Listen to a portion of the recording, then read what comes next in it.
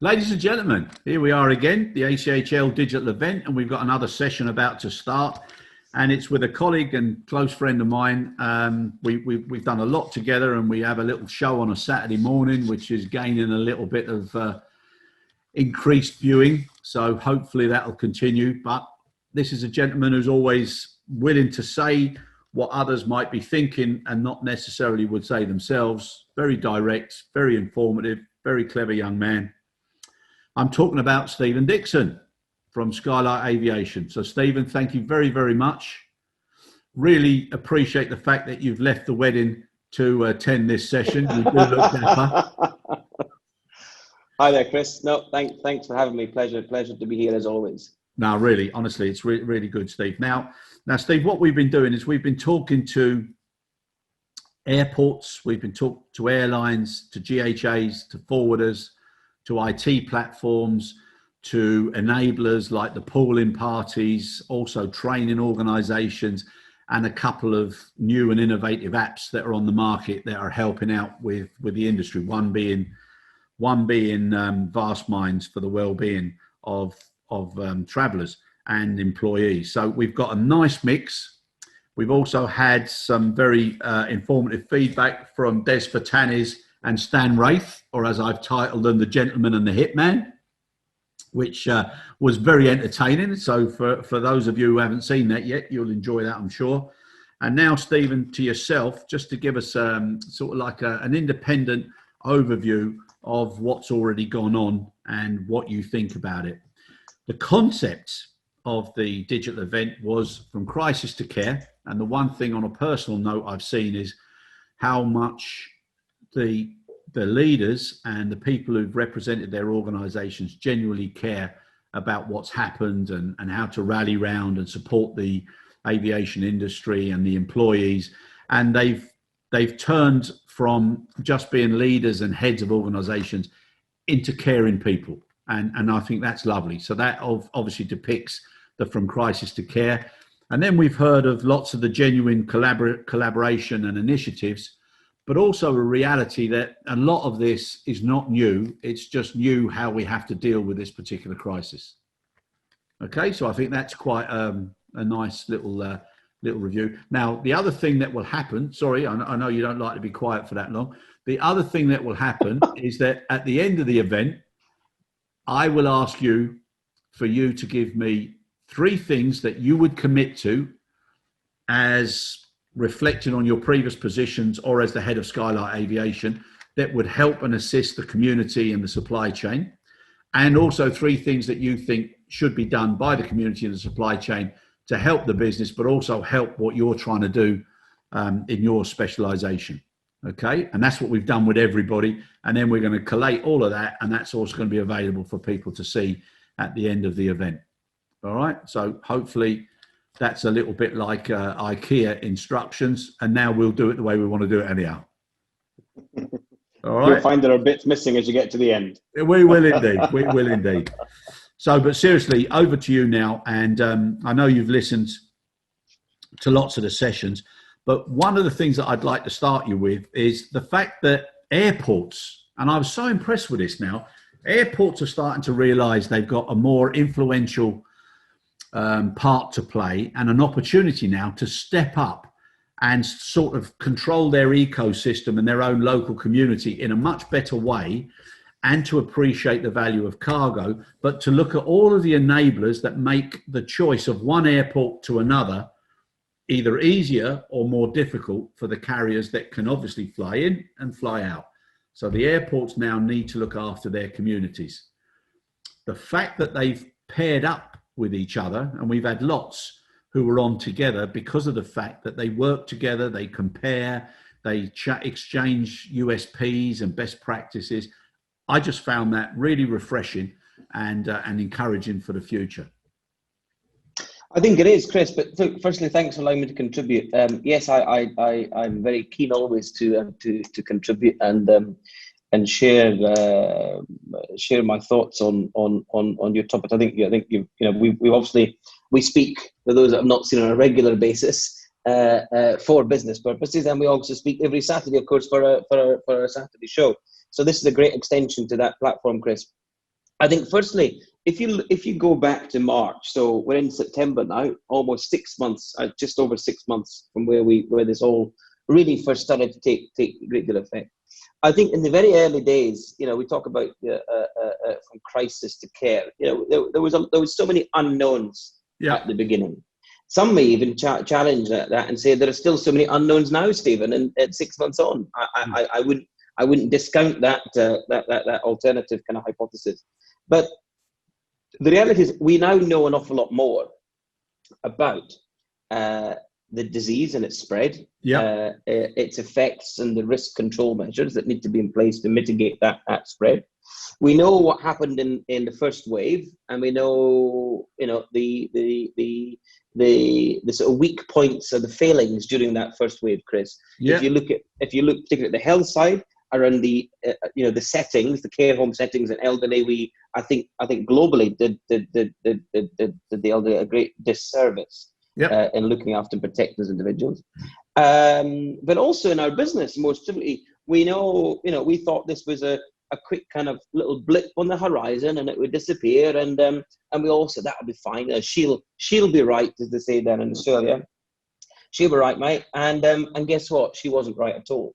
No. This has had much more, much deeper effect and much broader impact, not only on aviation specifically and the logistics business and on but actually also on the logistics. So you think about our business in aviation, air cargo, fast-moving consumer goods, just-in-time parts capability, etc. You look at this more broadly. So when I'm, because I'm speaking from a consultant perspective. And we've got multiple customers in the airport space, in airlines, government, ground handling, etc. That allows us maybe a little bit more latitude rather than just sort of focusing on our one single vertical. But when I look at that, specifically going back to crisis to care, it was all hands on deck at the outset. There were major initiatives taken to preserve cash. Cash preservation was critical at the beginning. But I don't think it was given as much importance by some airlines or some businesses as it could ought to be. Others kind of seized an opportunity. So you saw the likes of, take Amazon, for example. Amazon immediately awarded, Amazon saw the uptick in, the benefit, if I could say, the benefit of people being at home and the benefit of, mobile phones, Chris, and just trigger happily ordering on Amazon app. And Amazon immediately said, we know that our workers are going to be, working much harder than ordinarily were.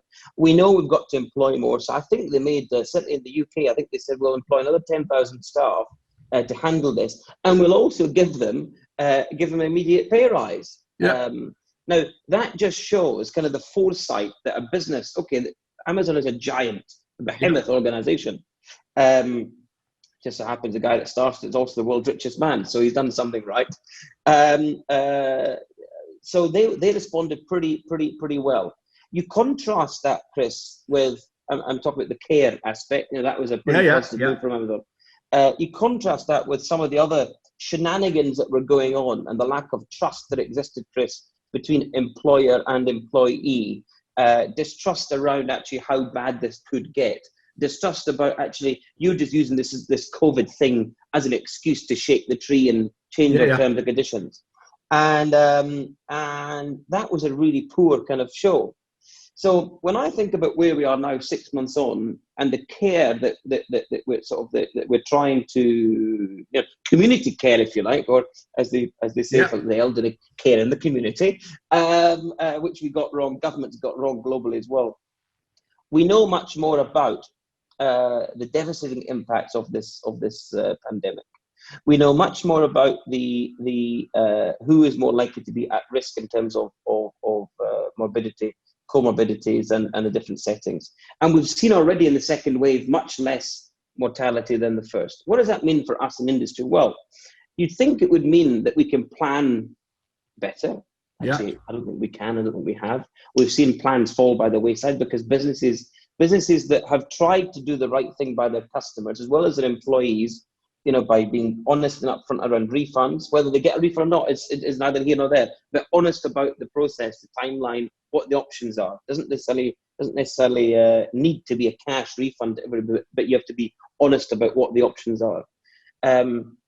You've seen businesses that have struck deals with their employee groups that have got long-term deals that they believe that they can exit people now, which is as sad as it is, but bring them back as we get an uptick in recovery.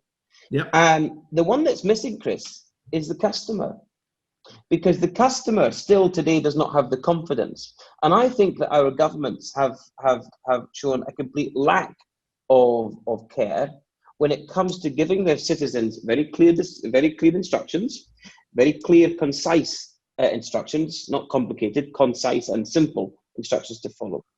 And that's extended through to, lack of clarity on quarantine, green lanes, red lanes, air bridges. Well, air bridges that open for a week and close the week after. A lack of transparency and openness from government to citizens around actually what constitutes good, what constitutes bad. The negativity that the media have been playing, and they've been very unhelpful in that care, if I can say that care balloon or that care kind of, because this has been terrible.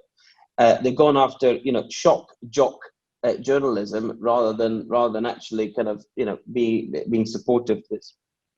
So to bring it back to the question around, where we were, where we are now in this crisis of care, I think we are in a much more advanced place than we were, Chris. Certainly, I've seen a lot of good behaviours, a lot of good habits, and some of that is described. Some of my own business as well, with consultants that are willing to sort of roll up their sleeves and do a lot of work on a pro bono basis or reduced rates and so on. We've passed that directly back onto the clients. We've been engaging pro bono with the clients.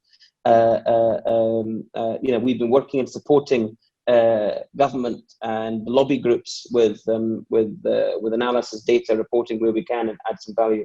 And I think actually it's brought me and Skylight closer to our customers, our existing customers. Yeah. Because we've shown some of that willingness to roll up our sleeves and do the hard yards, but also it means that it opens you to new opportunities that you may not have seen or may not have been on your horizon before. And I think that is all about actually seizing the opportunities, as Churchill always said, or once said, sorry, with every crisis comes opportunity. Yep. And I think that's been no more played out, no better played out than the last 6 months. I really hope, however, the next 6 months forward looking, we get much better clarity, much better consistency, and much better collaboration across the community.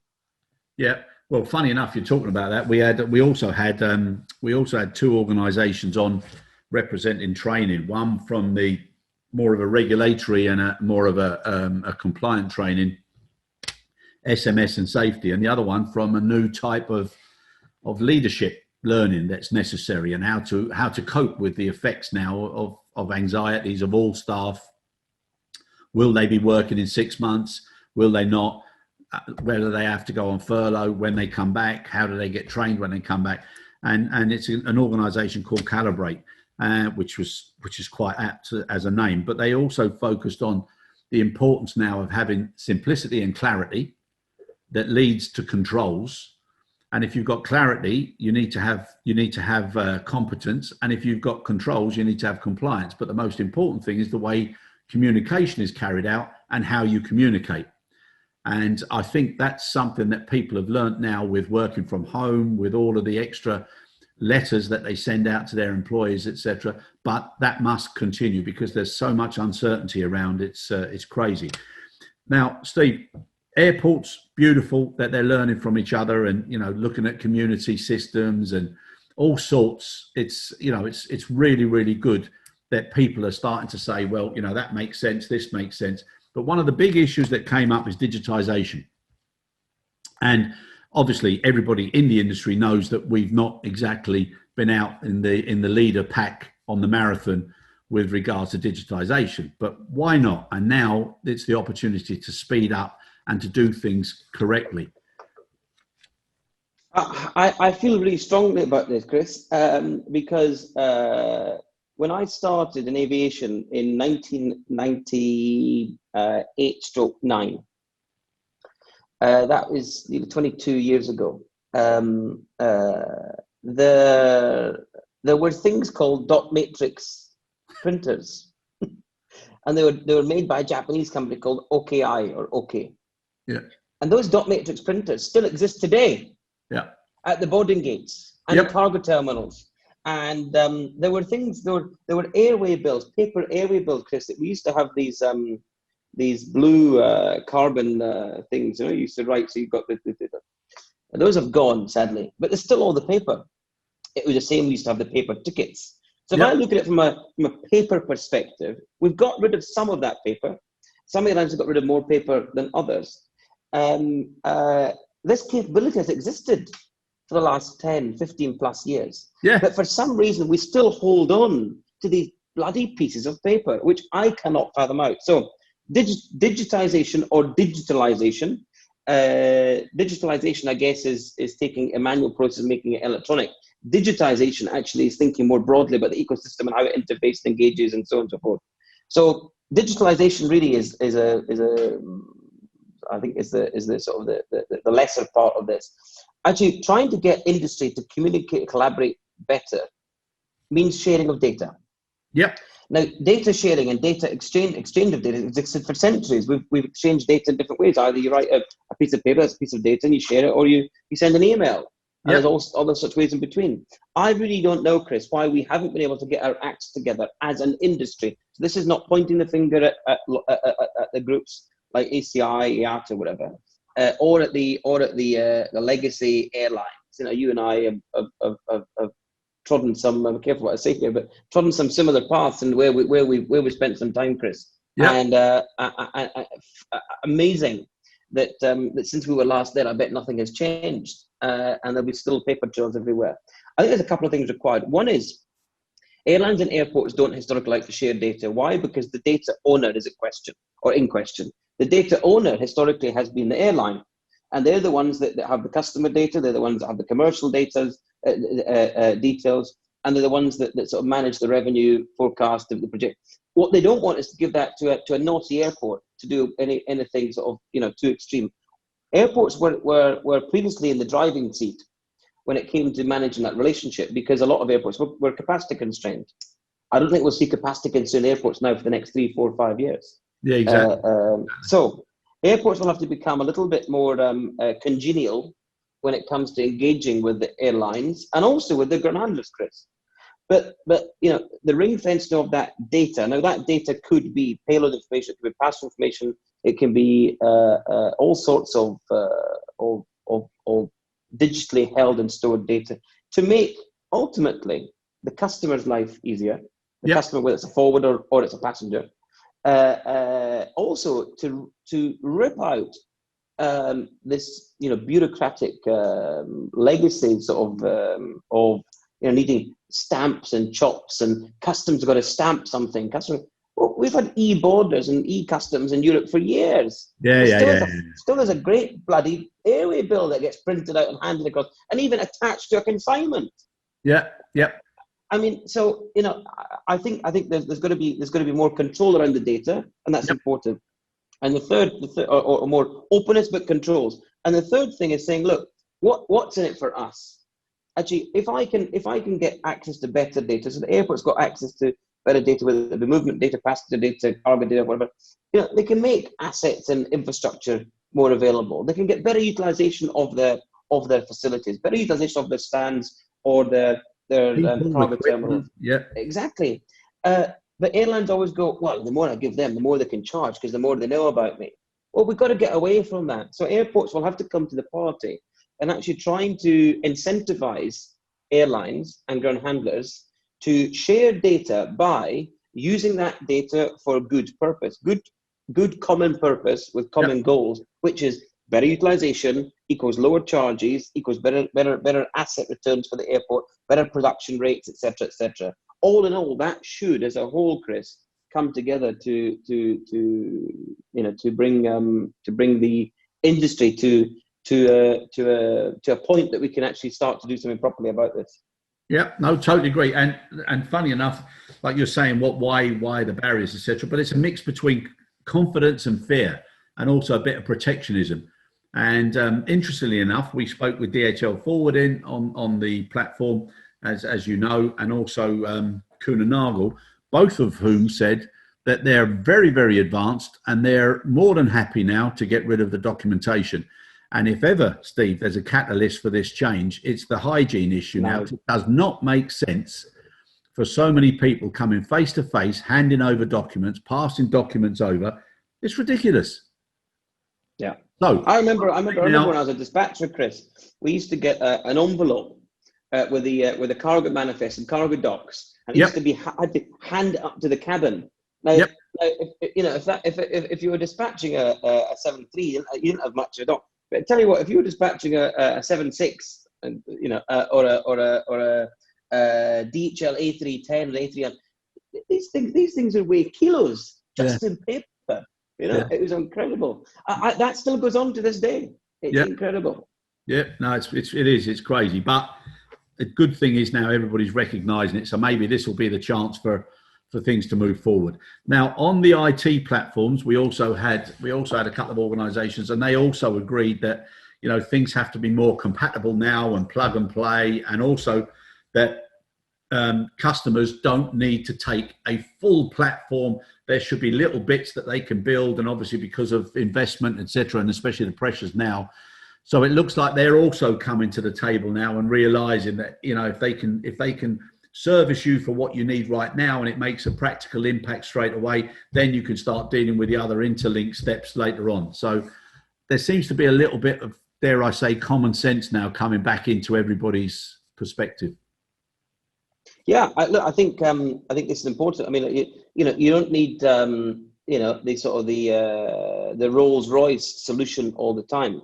Yep. What one needs is solutions that are fit for purpose. And also, I think what's really important, Chris, is the big software firms that support our industry will want to sell end-to-end solutions. Yeah. And they've been forced to create end-to-end solutions because that's what their customers have historically asked for. But actually, maybe their focus was 50% of that end-to-end solution, and that's what they're really good at. The other 50%, airlines, ground handlers, terminal operators should not be afraid to buy from multiple parties for best-in-class systems. Yeah. Providing there is the architecture around APIs and open APIs and so on and so forth to create a single sort of layer. But if you want a cargo revenue management system, you don't have to buy the manifesting solution, the billing solution. You have to buy the pricing piece. If you want the best DCS, then only buy the DCS component. If you want you get my drift. But suppliers have by fear, Chris, pushed airlines, particularly airlines, who they see as an easy procurement target. Airlines are the easiest procurement target in the world historically, to buy end to end, because that makes your life easy. I'd question that, So I think there's an opportunity here therefore, just to conclude my point, some of the smaller players, Chris, in the market to come and stand out in their best in class environment. Yeah. Now another area, Steve, that we spoke about was pooling partners. So traditionally ULDs, containers, etc. But we also then looked at, now with so much pressures on assets and cash flow, etc., would it make sense for airports to actually have a model whereby there was centralized airport pooling of various equipment, whether it be any of the mechanized equipment, whether it be people, whether it be all sorts of resource? Do you think there's any mileage in that? Look, yes, there's mileage in having the conversation, and there's potential mileage in the outcomes. The one thing I'd caution is, again, because of this sometimes unhealthy, but for the most part healthy degree of caution or skepticism between the airline and the airport, the airline wants the airport to be involved as little as possible. I'm not sure that's the right position to adopt, but that is, airlines are skeptical and cautious of airports because they think airports are highly capital intensive. I think airports probably are a little bit lazy. I think airports are probably kind of a little bit fat and happy. All of that now is up for debate and discussion. I think, therefore, this might be an opportunity for airlines to reconsider that. Secondly, this has been. I mean, this is not new, Chris. This is old hat. In some parts, been around for 10 years. You know, if you look at Schiphol, for example, I think that's probably a reasonable example of strong GSE pooling across multiple ground handlers facilitated by Schiphol Airport. In Luton in the UK, it's certainly they've had a pooling solution for a long time, much smaller scale than Schiphol, of course, but but it seems to work. Now, the ground handlers have historically liked to have their own assets because they can call upon it at any given time. But I think there's now a glut. There's a glut of aircraft. There's a glut of pilots. There's a glut of resources. Yep. There's also a glut of GSE. Yep. Some of that GSE probably is beyond economic repair, or beyond its useful life, and should have been thrown out years ago. So there's a cleaning up exercise possible, Chris. I don't know that it's the airports or the airlines or the ground handlers that will have the capital to invest in GSE going forward and maintaining that. However, there therefore becomes opportunities for others to be involved. Of course, we know the TCR model. There's Adapter Lift in Australia, in the UK there's Rush Lift, etc. So there are various other alternatives, in terms of the asset owner. I think it makes sense, Chris, to look at it as well as the Jetainer Uniload ULD discussions that you're having. I don't think ULDs sit well under an airport. I think that's a little bit more because they're dare I say, mobile devices. Yeah. They certainly are much more mobile than a pushback. Certainly, I wouldn't expect to see a pushback at 30,000 feet, but I'd expect to see a few ULDs. So caution on the extent of that. But yes, certainly it's worthwhile. Yeah, but storage and certain locations, because you land, if you've been in the industry, every time you land, you look around and you think you consider how things are being handled and managed.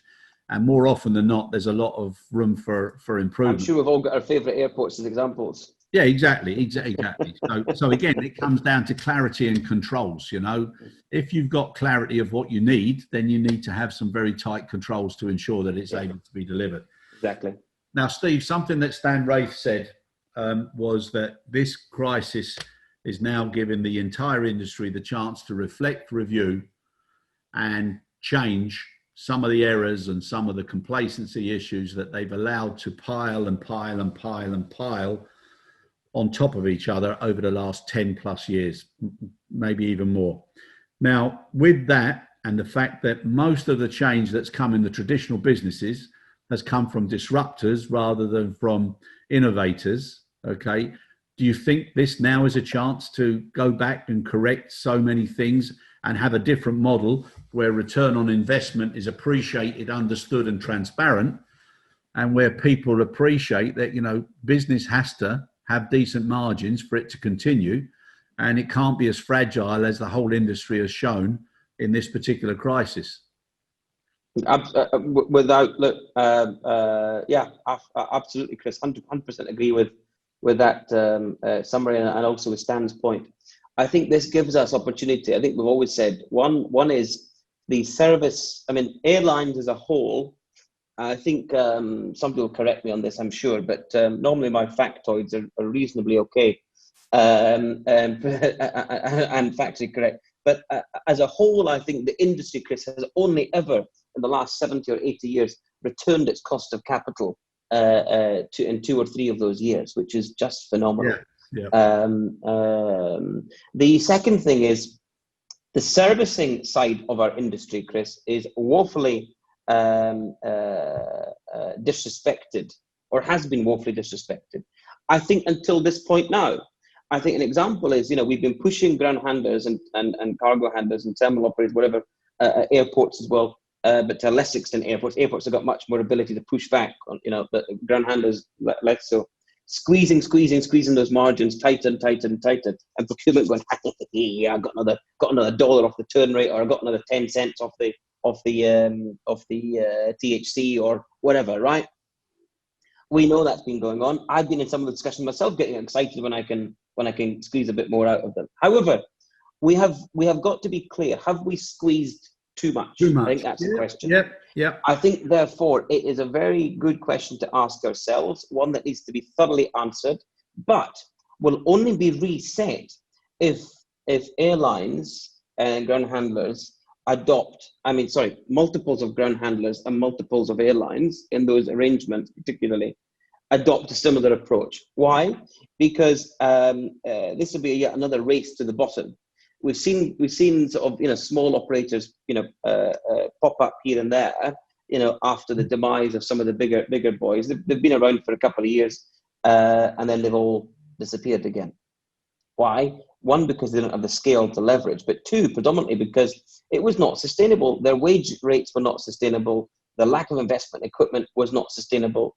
And the service standards and the delivery to those airlines was unsustainable. What that means then is the airline gets pissed off with them. Sorry, pardon my French, but the airline gets pissed off with them. They break the service levels that they've contracted and that nobody had taken a proper look at the outset operationally. Can we actually meet these standards? Can we deliver on this at this rate?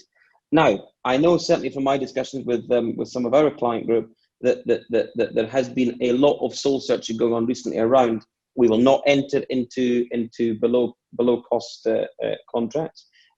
We will pay for performance. We'll pay for output rather than paying for input. The carrier really doesn't care how many staff are there, how many pushbacks are there. What they care about is what time it departs and what the service standards delivered to the customers are. We need to get more entrustment and empowerment with our.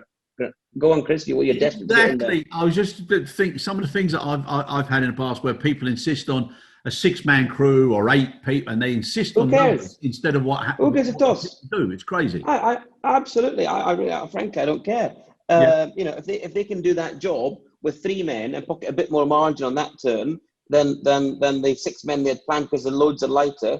But we know the next turn they might need 9 men because of some other thing gone. Well, that's entirely for the ground handler to manage.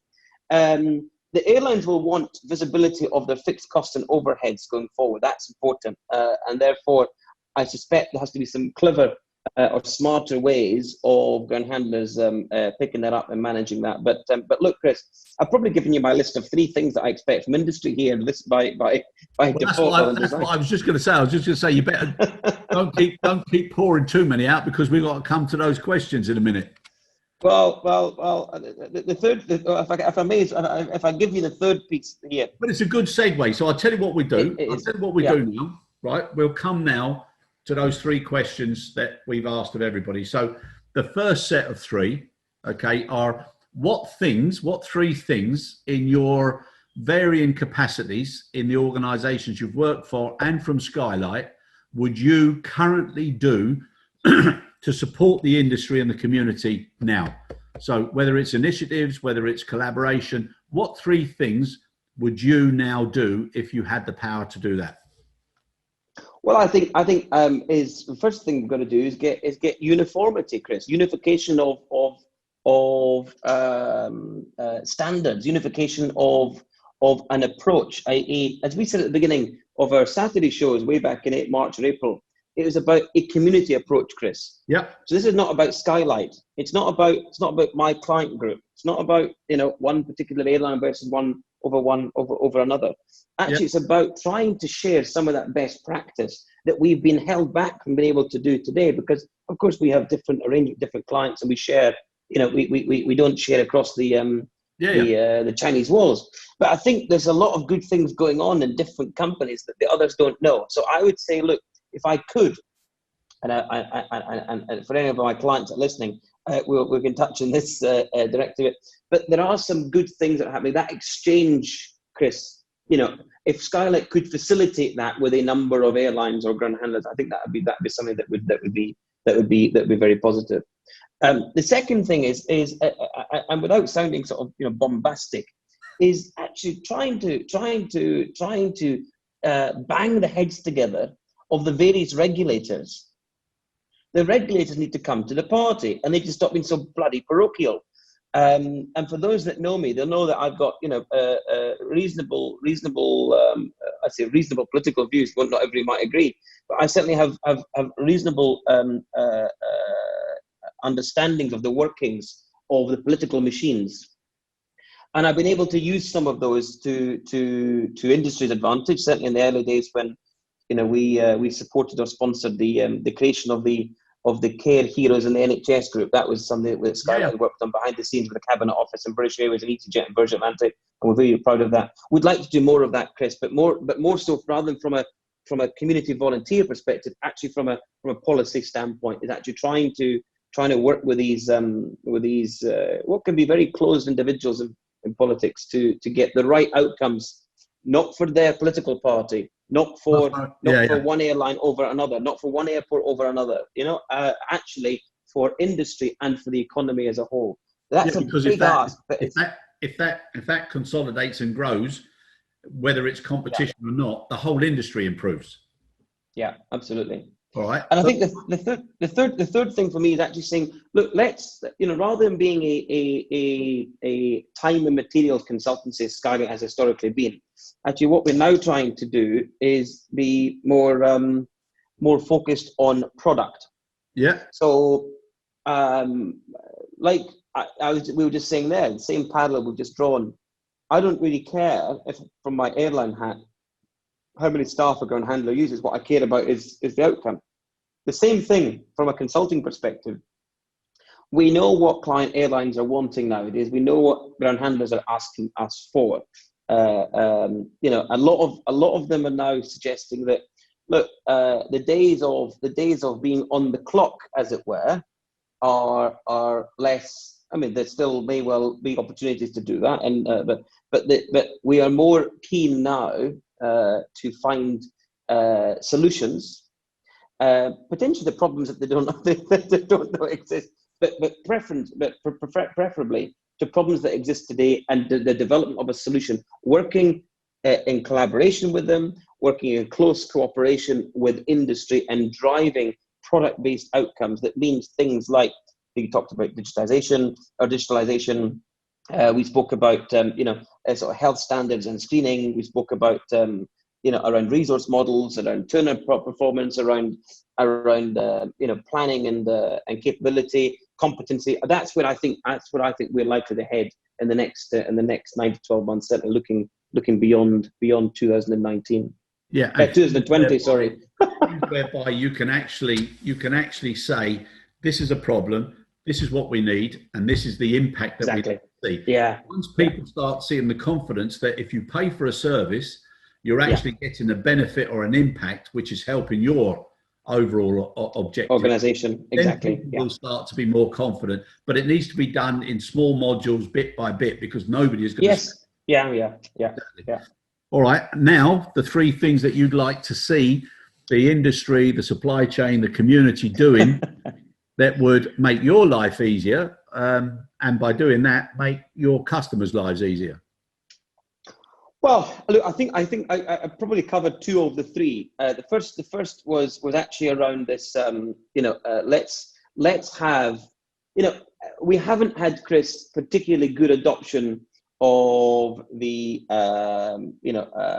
century-led initiatives around IGOM or around the ICHM or around what doesn't help is carriers telling you to do it one way or t'other just for the sake of it. So just in line with what I was saying there about resourcing, it's the same for operational processes and practices. What I would like to see really is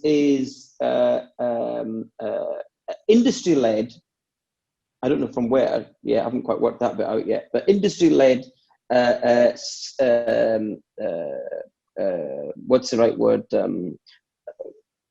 Uniformity when it comes to process. Let's not just try to say we want it done this way for the sake of argument. Let's actually have some consistent standards, practices, and processes that ground handlers can adopt, whether in terminals or passenger terminals, cargo terminals, or on the ramp, for the benefit of all. That means the only airline-specific pieces that should be different are things that matter when it comes to the passenger, because passenger policies differ, or customer policies differ, or whatever. But generally, things like turning an A320 around, whether it's British Airways or it's Jetstar or it's ANA, well, it's an A320. Some might have containers, some might not. But there's a standard set of practices. Banks with policy process, Cones. Chris, cones. We might have to bleep that. We might have to bleep that, Salem, or put that out after 9 o'clock Sorry, look, you got me Watershed. riled up. I forgot about Collins. But the point is, if people can't even get that right, okay, or agree on it, it's ridiculous. And we've got to simplify and make things clear. But then everybody has got to say, this is the way the best practice suggests. So that means GHAs, ground handlers, everybody has got to start saying no. And carriers have got to start stopping. Yes, absolutely. Nonsense. Rear ends, just because it satisfies what ifs or maybes. That's got to stop. We've got to help everybody, help themselves to help the industry become more effective. Yeah. So, second one. Second point, Chris, I think we touched on already contracts and commercials. There has to be, what I'm not saying is there's one commercial model for, fits all. There's not one size that fits all. But pricing should be based on a reasonable commercial discussion that doesn't push ground handlers to go below minimum baseline or minimum thresholds. And even within multiple station deals, Chris, I think we've seen this in evidence, because carriers pull out of one station and they remain in the other, but other was a below cost handling just to win the multiple station business. We can't afford that now, Chris. We've got to come to the point. It's certainly at a central level, volume incentivized discounts for sure. That makes sense. But at a central level, not at station level, where station managers and people with the P&L responsibilities sitting in head office are very far away from it. But the pressure is exerted on the local station management to take resources out or to save money here or there. That is not acceptable. And that means the airlines will have to pay, I suggest, a little bit more for the ground handling community. If you think ground handlers, I think on average, less than 5% margins, and many much lower than that. So, But it also shows, Steve, it also shows the importance of good contract management, because where you've got those multi-site deals, and that, like you said, some are below, some are way above, etc., they've got to be linked in the contract so that there's either a penalty or a compensatory payment or whatever. So it's down also to the best possible outcome. Everybody likes to say win-win. There is no win-win. Somebody has to win and somebody doesn't. But it's the degree of coming second that's okay. But with that in mind, people have got to be so transparent and aware of what the repercussions are, because too often you come in and you look at contract agreements and you think, oh my good God, why did somebody agree to that? Indeed. Too late. So, okay, so fair enough. So that's like, that's cost plus, and also no unrealistic pressures to make people agree to something just because of volumes, because it, like you said, it also kills the local heroes or the mum and pop organisations that are doing well in those locations. And the last one, Stephen, last and final one. Last one, I think. Look, this is everything we're talking about here, Chris, is about community. It's about it's about how do we extend that sort of the care approach more broadly. How do we enhance and improve ourselves and raise the bar in a time that we know to be very difficult for many people? And therefore, what I'd like to see is actually much more collaboration across the airport space. So between airport to airport, ground handler to ground handler, airline to airline. That's not, again, sharing secret sauces when it comes to commercial models or potentially you've got issues around anti-competitive and antitrust requirements. No, what I'm saying is, as an operational units, to try to unlock and unbreak some of this dogmatic parochial behaviours by government. What we need to see is, for example, one of the busiest routes in the world domestically is Sydney-Melbourne. Another is Sapporo to Haneda. Another one is London-Dublin. Is Heathrow talking to Dublin? Is Sapporo talking to Haneda? Is Sydney talking to Melbourne? Some of those conversations might well be going on, Chris. We don't know the extent. We've got obviously the competitive rhetoric that competitors spout out.